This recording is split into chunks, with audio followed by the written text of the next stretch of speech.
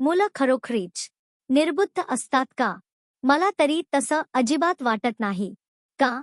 ते समजून घ्यायचे असेल तर हा छोटासा प्रसंग ऐका. त्या काळात मी नुकतीच कॉलेजमध्ये मानसशास्त्र शिकवायला लागले होते. माझी आई घरी गणिताच्या शिकवण्या घ्यायची. एक दिवस तिला काही कामानिमित्त बाहेर जायचं होतं. ती म्हणाली, "आज तू मुलांना शिकव." दारातून बाहेर पडताना ती सहज म्हणाली, "एक मुलगी आहे वर्गात." सगळ्यात तिला काहीच कळत नाही. मी फक्त हसले. कारण मानसशास्त्र शिकवायला लागल्यापासून मी एक गोष्ट शिकले होते. मला मुलं कधीच भेटली नव्हती.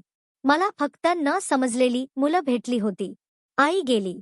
मी मुलांना एक चॅप्टर समजावून सांगितला आणि मग पहिला प्रश्न सोडवायला दिला. तो मल्टिपल चॉईस क्वेश्चन होता. ती मुलगी माझ्या समोर येऊन बसली. मी तिला विचारलं, "बाळा, तुला कोणता पर्याय बरोबर वाटतो?" तिने एका पर्यायाकडे बोट दाखवलं. मी शांतपणे म्हणाले, "नाही ग. अजून एकदा प्रयत्न कर." तिने दुसरा पर्याय निवडला. "हरकत नाही. पुन्हा विचार कर." तिने तिसरा पर्याय निवडला. मी पुन्हा तेच म्हणाले, "अजून एकदा प्रयत्न कर." आणि अचानक ती मोठ्याने रडायला लागली. "मला येत नाही. मला काहीच कळत नाही." मी पुस्तक बाजूला ठेवलं. तिला माझ्याजवळ घेतलं आणि गणिताऐवजी एक वेगळाच प्रश्न विचारला, "बाळा, तुझी आई अभ्यासासाठी तुला खूप रागावते का?" तिने थेट माझ्या डोळ्यात पाहिलं आणि मान खाली घालून म्हणाली, "हो." मी पुन्हा विचारलं, "आणि शाळेतल्या टीचरही रागावतात?" ती पुन्हा म्हणाली, "हो." आता मला असं वाटलं की मला उत्तर सापडलं आहे. पण खरं उत्तर अजून बाकी होतं. मी तिच्या डोक्यावरून हात फिरवला आणि अगदी हळू आवाजात म्हणाले, "बाळा, मी तुझी आई नाही. मी तुझी शाळेतली टीचरही नाही. मी तुझी ताई आहे. म्हणून तुझ्या आईशी जसं वागतेस किंवा शाळेतल्या टीचरशी जसं वागतेस तसं माझ्याशी वागायची काहीच गरज नाही. तू जशी आहेस तशी माझ्याशी वाग." हे ऐकताच ती काही क्षण माझ्याकडे बघतच राहिली.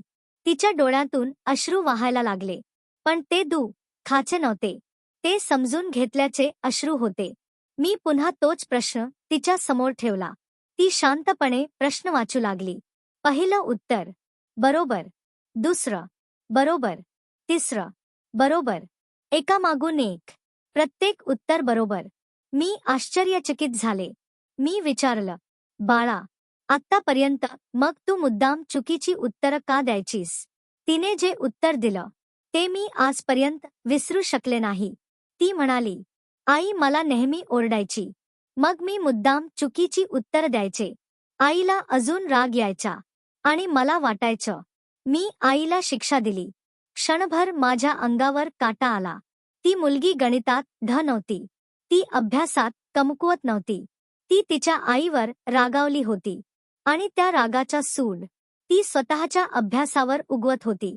त्या दिवशी मला मानसशास्त्राचा एक फार मोठा धडा मिळाला. मुलं स्वतःचं नुकसान करतात असं आपल्याला वाटतं. पण अनेक वेळा ती स्वतःचं नुकसान करत नसतात. ती कोणाला तरी शिक्षा देण्याचा प्रयत्न करत असतात. आणि दुर्दैवाने त्या शिक्षेचं सर्वात मोठं नुकसान त्यांचंच होत असतं. आज जेव्हा एखादा पालक मला म्हणतो, "डॉक्टर, माझं मूल अभ्यास करत नाही. मुद्दाम चुकीची उत्तरं देतं. काहीच लक्ष देत नाही." तेव्हा मी अभ्यासाबद्दल बोलायला सुरुवात करत नाही. मी एकच प्रश्न विचारते, तुमच्या मुलाच्या मनात नेमकं कोणाबद्दल राग साचला आहे? कारण अनेकदा समस्या अभ्यासाची नसते. समस्या नात्यांची असते. आणि नात्यांमध्ये निर्माण झालेली वेदना पुस्तकांवर, गुणांवर आणि भविष्यावर सूड उगवायला लागते. म्हणून पुढच्या वेळी तुमच्या मुलाने चुकीचं उत्तर दिलं तेव्हा त्याला म्हणण्याआधी एकदा त्याच्या मनात डोकावून पहा. कदाचित तो उत्तर चुकवत नसेल. तो मदतीसाठी हाक मारत असेल. कारण मुलं खरोखरीच नसतात. त्यांना फक्त अजून कुणीतरी समजून घ्यायचं बाकी असतं.